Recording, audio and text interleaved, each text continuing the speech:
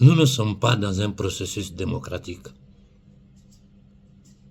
Nous sommes dans un combat de libération de l'humanité africaine. Je répète, nous sommes dans un combat de libération de l'humanité africaine tenue en esclavage depuis 600 ans. Si nous comprenons ça, nous avons compris à quoi nous avons affaire.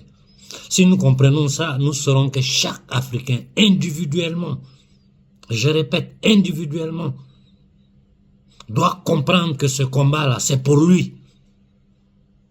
Que toutes les actions qu'il va mener, il les mène pour lui et non pour son voisin ou pour sa maman ou pour son papa ou pour son ami. Non, le combat que tu mènes, tu le mènes d'abord pour toi-même.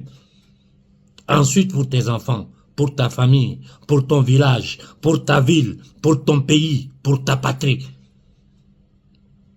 Donc quand on décide, quand la jeunesse africaine se met au travail et qu'elle décide que tel jour nous allons nous lever, trouvons-nous à tel endroit, même si tu n'as pas d'argent pour ton transport, lève-toi, va à pied jusqu'à cet endroit.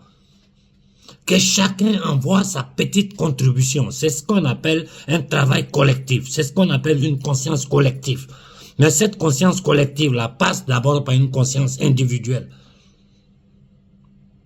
Même si tu n'as pas 5 francs, lève-toi parce que ta présence là fait partie, aura une signification. Ta présence aura un poids. J'ai toujours dit, notre nombre est notre force. Ceux qui ont des micros, mettez votre micro à disposition. Ceux qui ont des bâchers, mettez votre bâcher à disposition. Ceux qui peuvent aider les jeunes dans l'achat de l'essence, les petits trucs, aidez-les. Chacun fait sa part. Ceux qui ont plus de moyens, mettent plus de moyens. Voilà comment nous pouvons arriver à quelque chose.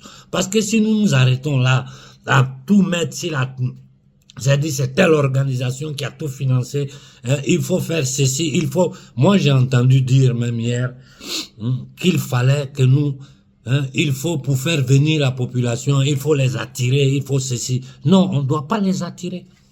On ne doit pas les attirer. Celui qui n'est pas conscient du combat que nous menons, qui reste assis chez lui à la maison.